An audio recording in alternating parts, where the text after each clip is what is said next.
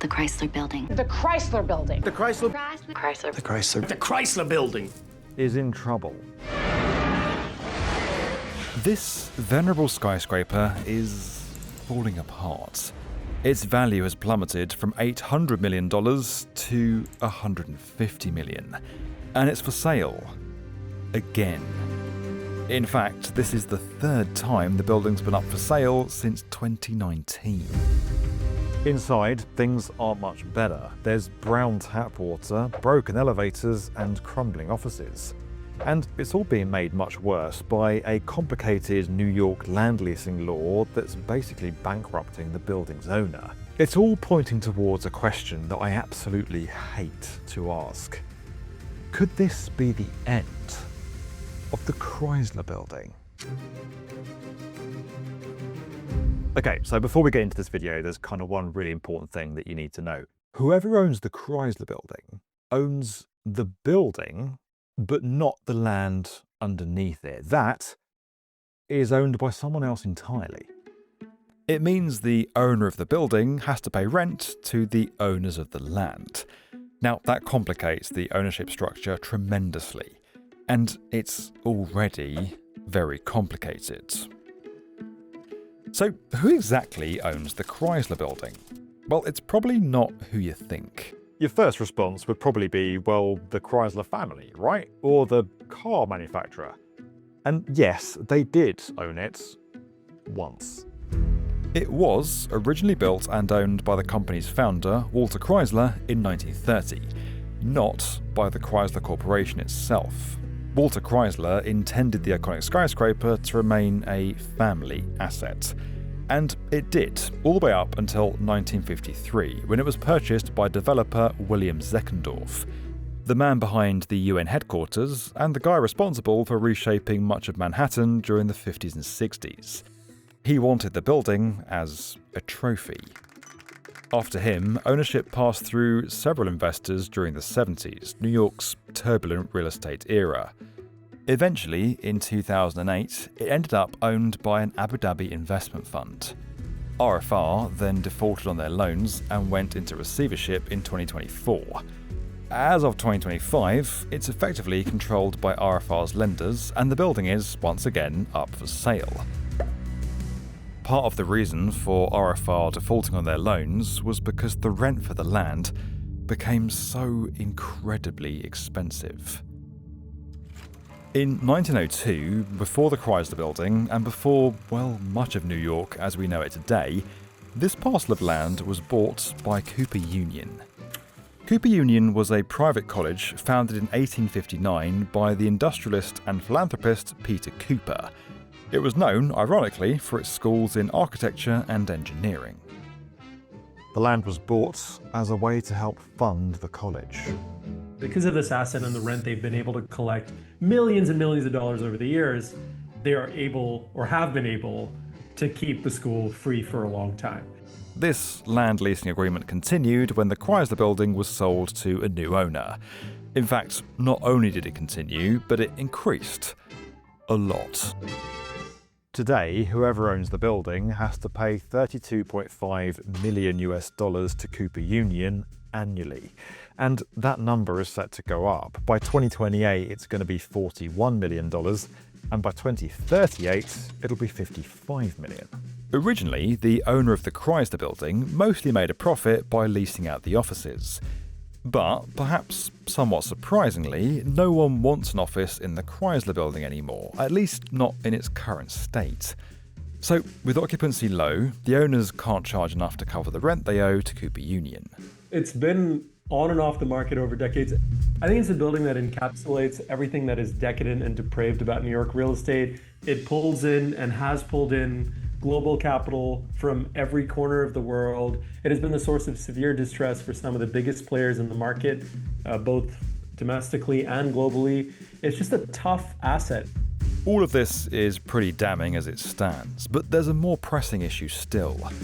The iconic Chrysler Building, a standout example of Art Deco style, needs some serious work. When you consider that it's almost a century old, that perhaps comes as no surprise.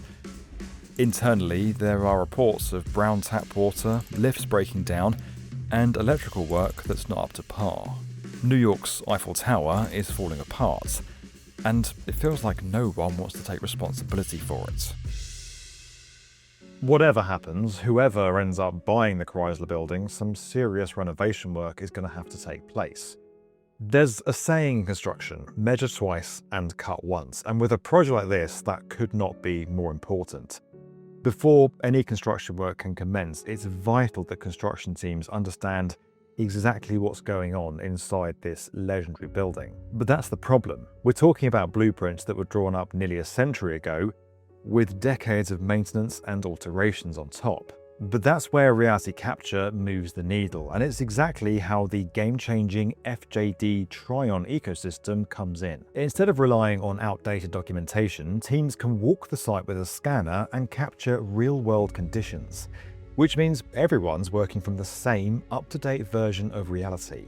For a project like this, large, complex, and demanding, the S2 LiDAR scanner could really save the day. It can capture the facade of a building in the context of its surroundings, including large-scale and multi-level environments.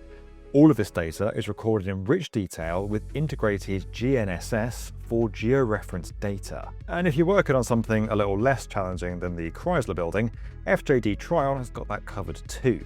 The P2 LiDAR scanner offers a really strong balance of detail and flexibility. Or for smaller projects, the V4E LiDAR scanner gives teams a more straightforward and budget-friendly way to capture reality without overcomplicating the process. With the FJD Tryon model, that scan data can be easily processed into outputs that fit directly into project workflows. There's even one-click Revit integration, which makes scan to BIM much smoother and removes a lot of the usual friction. You can try it for yourself by scanning the QR code on screen or heading to the link in the description.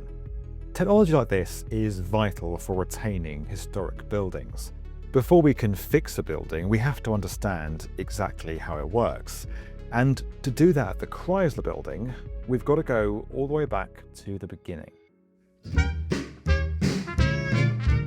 This story is a bit of a tragedy. The origins of the Chrysler Building don't exactly match its less than stellar present. This structure was the crown of the Roaring Twenties. Manhattanites watched it soar up their skyline with anticipation.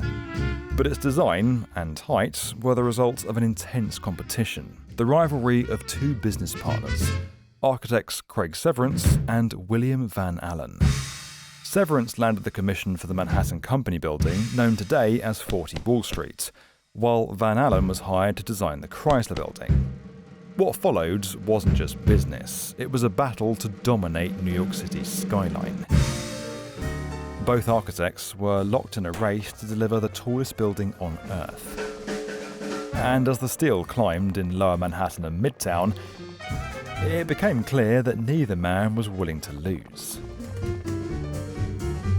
As both towers rose, the rivalry turned ruthless. Plans were leaked, drawings were scrutinised, each side watched the other, desperate for an edge. At 40 Wall Street, extra floors were piled on in a bold and risky bid to try and outdo the building's Manhattan rival. The structure was pushed close to the limits of its foundations, and for a brief moment it worked. When it was completed in 1930, 40 Wall Street was the tallest building in the world. For about a month. Because uptown at the Chrysler Building, Van Allen had one final move. Hidden inside the crown was a secret spire, assembled in sections out of sight.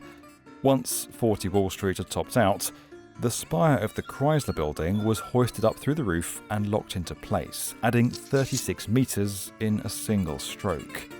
Overnight, the Chrysler Building claimed its crown. But it wasn't just its height that captured the world's imagination. Walter Chrysler had asked Van Allen for several car-centric amendments. There were gargoyles on the facade inspired by the hood ornaments on the Plymouth. Similarly, ornaments on the 31st floor were modelled off Chrysler radiator caps. Then there's the crown. Unlike any other crown on any other skyscraper before or since. The iconic starburst wrapped in Narosta stainless steel. The triangular radiating arches resemble stylized hubcaps from Chrysler cars of the era. The building was the tallest in the world for 339 days. It was then eclipsed, just like 40 Wall Street before it, this time by the Empire State Building. Today, it's fair to say the Chrysler Building has lost some of its shine. The surrounding Midtown skyline has evolved, with glossier, larger office buildings drawing tenants away. Once a symbol of architectural glamour, the building now suffers from empty office and retail spaces, with large portions of the ground floor and lobby unoccupied and underused. Tenants and visitors report outdated interiors, maintenance issues, and a lack of modern amenities, making it less competitive with newer Midtown towers. This is a great building, but it also needs a lot of love. Like, it needs a lot of work to be brought into the 21st century so that it can compete for A-plus tenants with the likes of all these new buildings popping up around New York. You know, it's a gorgeous building to look at, but would you want to work here? Maybe right now, not so much. Despite its heritage listing and its status as a National Historic Landmark, the Chrysler Building doesn't actually receive any funding from the government for historic preservation or maintenance. Instead, that bill sits entirely with the building's owner. And given that this building needs quite a lot of upkeep, that bill isn't small. There's the deteriorated lobby ceiling, which is oftentimes covered in tape. The revolving doors regularly jam, the lifts are prone to malfunctioning, and there are even reports of mice and other infestations. While mice are a common problem for any building in a big city, ongoing pest control challenges kind of point to gaps in modern ceiling and maintenance. But much of the bigger issues are to do with the exterior. That iconic record-stealing spire is leaking and in desperate need of restoration. The original 1930s steel-framed windows and masonry walls leak air, and unsurprisingly are pretty poorly insulated. I mentioned those reports of brown water a couple of times earlier, and that's probably due to corrosion or supply issues. The question becomes, is the Chrysler Building a world-class place where a top-tier tenant would pay top dollar? And the answer at the moment is absolutely not. So any new owner that's coming in has to also kind of sign up for both the financial and brain damage cost of upgrading the building and bringing it into the 21st century. And their estimate is this is going to be a $150 to $200 million job to get this building up to snuff.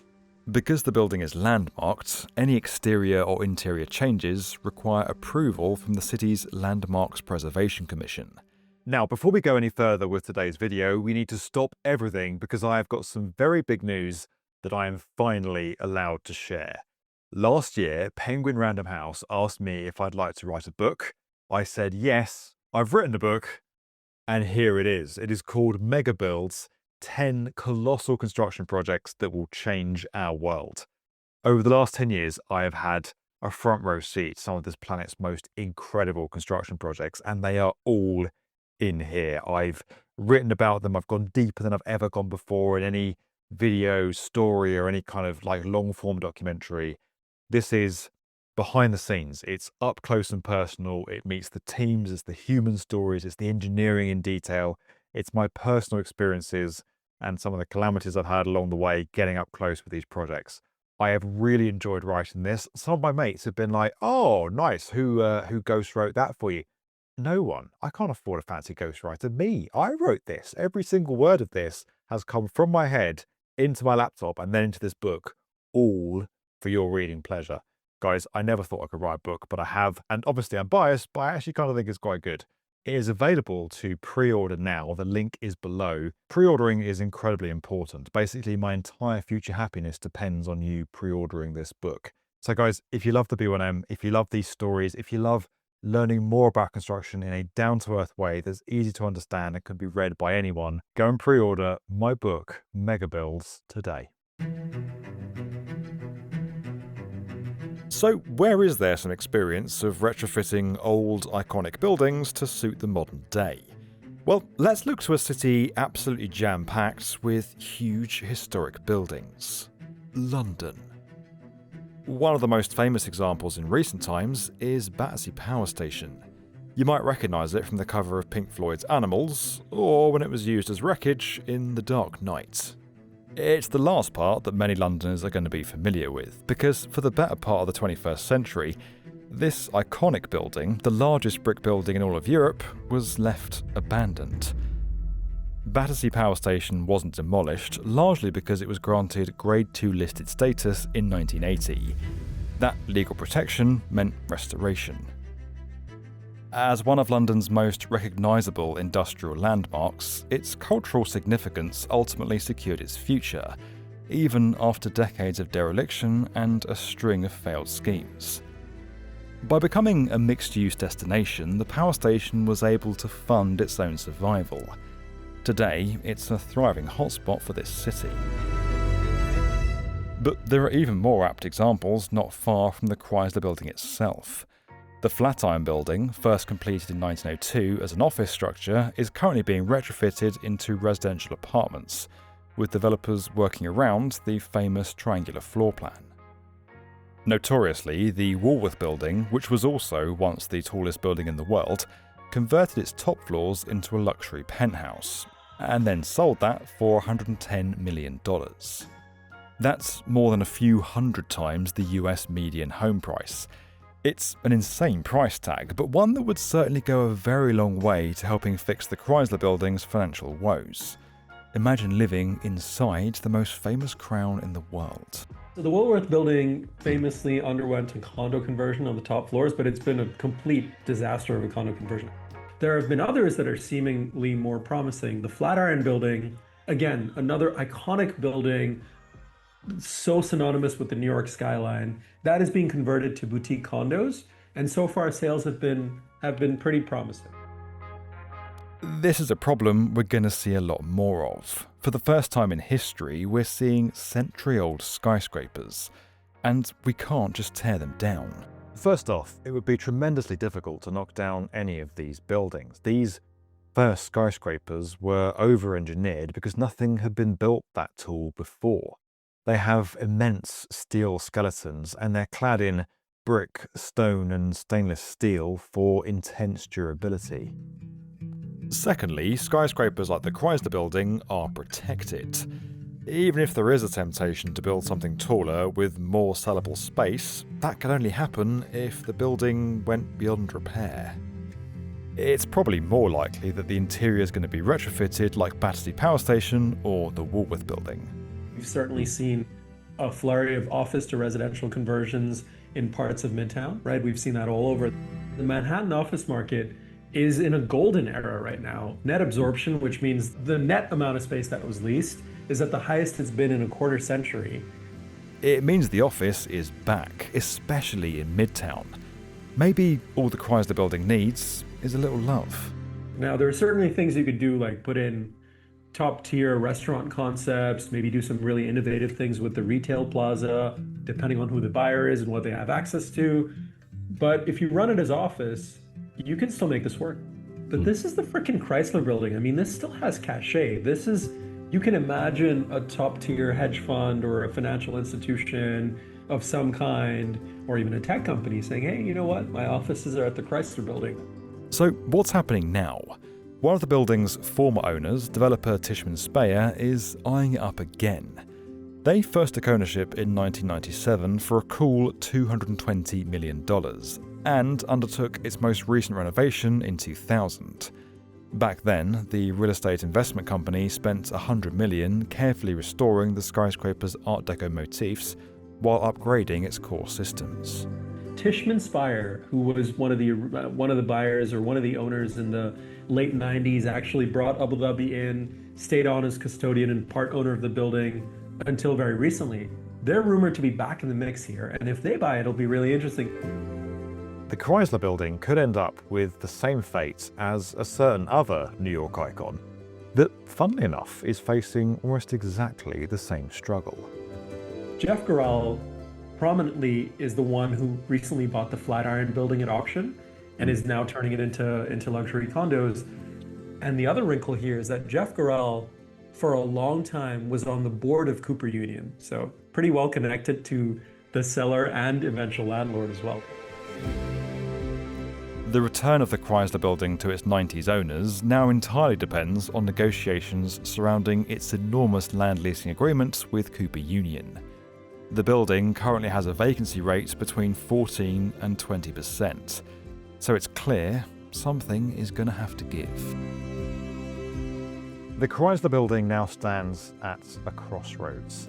It's a reminder of an era when America built not just for profit, but for prestige. But its value is something even more than that, something intangible. And I know you probably feel the same thing as I do when you look at it. This isn't just a building, it's much more than a building. It's a piece of architecture that really feeds the soul. The problem is, in today's day and age, in today's New York, it feels like everything has a bottom line. This video was sponsored by the FJD Tryon ecosystem. Don't forget that if you want to turn real-world environments into digital models for yourself, you can try out the FJD Tryon ecosystem at the link below. And as always guys, if you enjoyed this video and you want to get more from the definitive video channel for construction, make sure you're subscribed to the B1M.